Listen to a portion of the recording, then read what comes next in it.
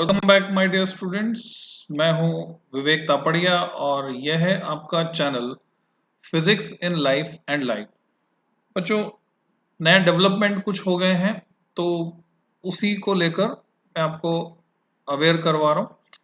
तो इन चीज़ों के बारे में जानना जरूरी है। सेशन 2021 के लिए भी एक खबर आई है, उसके लिए मैं अलग से वीडियो बना रहा हूँ। जो एग्ज़ाम पेंडिंग थे और नहीं होने वाले थे, और अब उसमें समस्या थी कि जो बच्चे जिन्होंने इम्प्रूवमेंट भरा था उनका क्या होगा, तो उसके लिए मैं अलग से एक वीडियो बना रहा हूँ। और ये एक बहुत बड़ा अपडेट आ रहा है सेशन 2021-22 के लिए। तो सीबीएसई ने 2022 में होने वाले बोर्ड एग्जाम के लिए 3 बड़े अनाउंसमेंट किए हैं बच्चों, क्लास 10th के लिए भी 12th के लिए भी, शेड्यूल में, सिलेबस में और असेसमेंट के तरीके में। तो वो क्या है वो हम डिस्कस कर लेते हैं, अभी समझ लेते हैं उनको। ये लागू होंगे सेशन 21-22 के लिए, 10th के लिए भी 12th के लिए भी। तो पहली जो सबसे बड़ी खबर है बच्चों वो है स्पेशल स्कीम सीबीएसई लगाने जा रही है एकेडमिक सेशन के लिए। 2 हिस्सों में बांट दिया गया है इसको, यानी सिंगल बोर्ड एग्जाम होने के बजाय अब की बार 2 बार एग्जाम आपको देना होगा, यानी 2 एग्जाम होंगे आपके। According to CBSE, syllabus for the academic session 21-22 will be divided into 2 terms। आधा आधा बांट देंगे, आपके लिए भी अच्छा है। by following a systematic approach by looking into the interconnectivity of the concepts। एक दूसरे में यानी फर्स्ट पार्ट जो फर्स्ट सेशन का रहेगा उसकी इंटरकनेक्टिविटी सेकंड सेशन से ना हो, ऐसा कुछ करेंगे। and topics by the subject experts, and the board will conduct examination at the end of each term on the basis of the bifurcated syllabus. This is done to increase the probability of having a board conducted classes 10th and 12th exams at the end of the academic session। तो ये decision लिया गया बच्चों और बहुत ही अच्छा रहेगा आप लोगों के लिए। कैसे समझते हैं? सिलेबस रैशनलाइज होगा। पहली बात तो the syllabus for the board examination 21-22 will be rationalised, जैसे पहले किया था, similar to that of the last academic session. और उसे जुलाई इसी महीने में आ जाएगा आपका नया syllabus. For academic transactions however schools will follow the curriculum and syllabus release by the board. और अभी जो है वो जो चल रहा है वो 31 मार्च को जो रिलीज हुआ था वो चालू रहेगा सिलेबस तब तक जब तक कि नया नहीं आ जाता। School will also use alternative academic calendar and inputs from the NCERT on transacting the curriculum।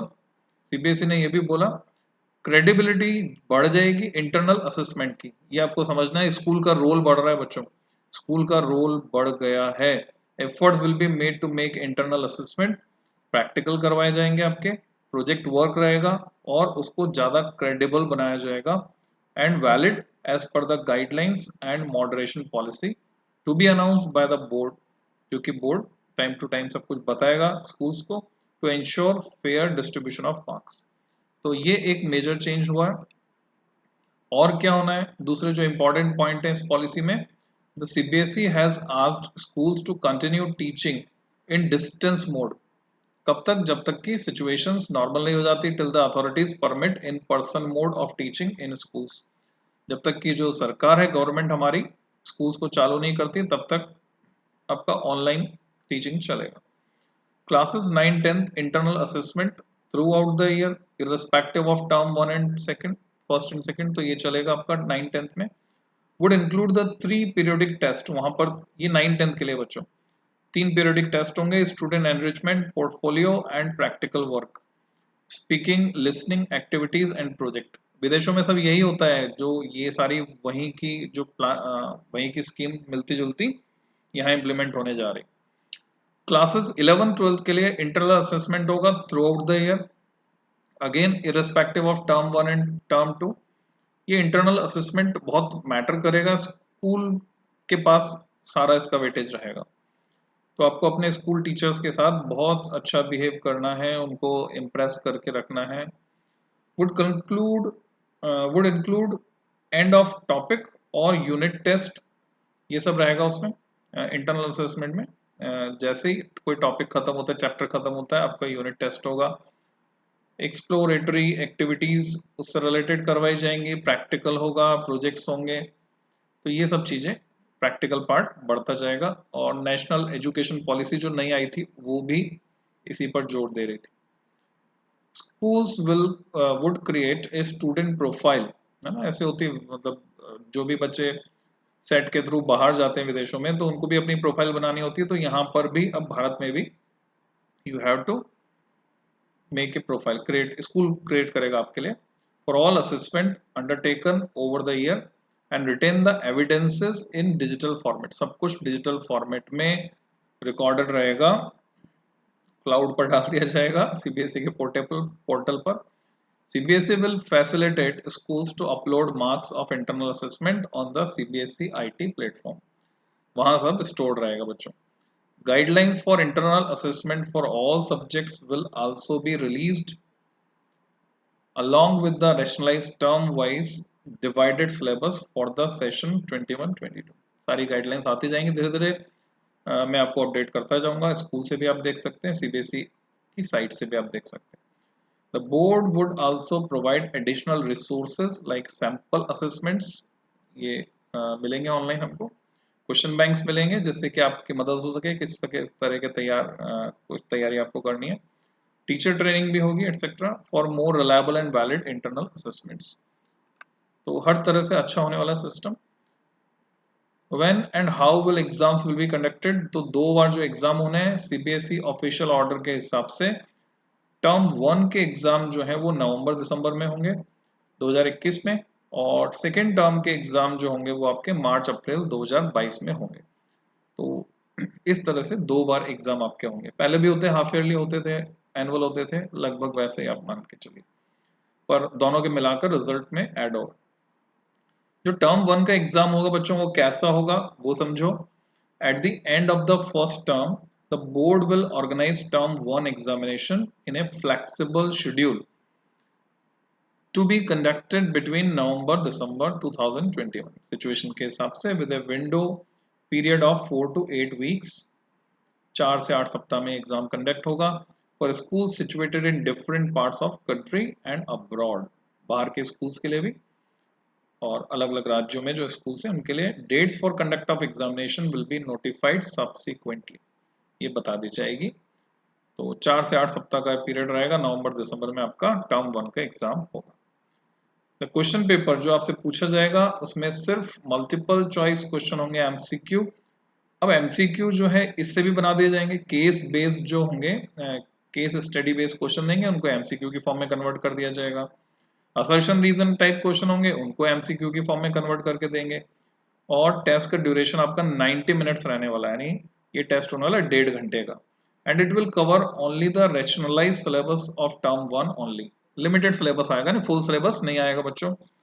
That is approximately 50% of the entire syllabus, यानी पूरा सिलेबस फिर से तोड़ दिया गया, आधा आधा, लगभग 50% सिलेबस इसमें आएगा आपके टर्म 1 में, और ये पूरा ऑब्जेक्टिव होने वाला है आपका MCQ. Question papers will be sent by the CBSE to schools along with marking scheme, CBSE की तरफ से आएंगे question paper. The exams will be conducted under the supervision of the external center superintendents and observers appointed by CBSE, इसके लिए CBSE appoint करेगा। उम्मीद करते हैं कि ये लोग भ्रष्ट नहीं होंगे और भ्रष्टाचार रुकेगा। अगर ये सेंटर सुपरिटेंडेंट ही भ्रष्ट हुआ तो फिर कुछ नहीं कह सकते, तो ये अपॉइंट होंगे सीबीएसई की तरफ से।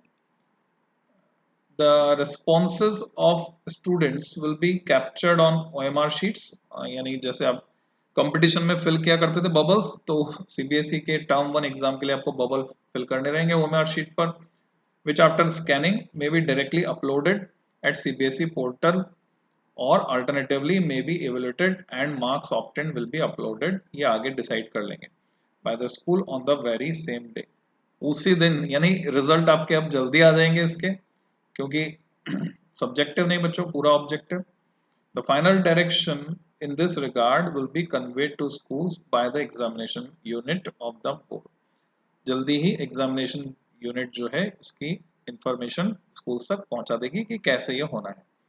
Marks of term 1 examination will contribute to the final overall score of the students, यानी आपके फाइनल रिजल्ट में जुड़ेंगे बच्चों। फिर टर्म 2 की बात करते हैं। टर्म 2 ईयर एंड एग्जाम्स जो होंगे, जैसे कि एनुअल एग्जाम होते थे, at the end of the second term The board will organize term 2 or year end examination based on rationalized syllabus of term 2 only.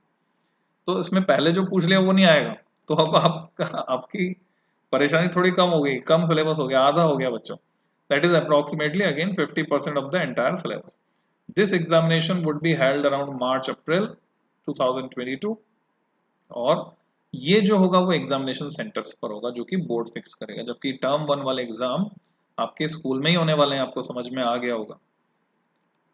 And जो इस बार जो पेपर होगा वो 2 घंटे का होगा duration and have questions of different formats, case based, situation based, open ended, short answer, long answer type, इसमें सब कुछ आ जाएगा अगर स्थितियां नॉर्मल हो गई तो. In case the situation is not conducive for normal descriptive examination, अगर subjective descriptive examination के लिए suitable नहीं हुआ तो फिर से ये second term वाला भी 90-minute MCQ based exam will be conducted at the end of the term second also. ये भी MCQ हो जाएगा, नहीं टोटली ऑब्जेक्टिव हो जाएगा अगर सिचुएशन नॉर्मल नहीं हुई तो, नहीं तो 50% subjective, 50% objective. Marks of the term second examination would contribute to the final overall score. ये जुड़ने वाला है. तो मैं समझता हूँ आपको अच्छे से समझ में आ गया होगा बच्चों. और अब जैसे कि इतने टाइम से मैं अपने चैनल पे कोई वीडियो नहीं डाल रहा था और अब नए पैटर्न के हिसाब से मैं इसीलिए रुका हुआ था जिससे कि सब कुछ जो कुछ भी चेंजेस होने हैं वो हो जाएं, फिर उसके बाद हम इस पे तसल्ली से अच्छे से काम करेंगे. तो जल्दी ही मिलते हैं बच्चों. Till than happy learning.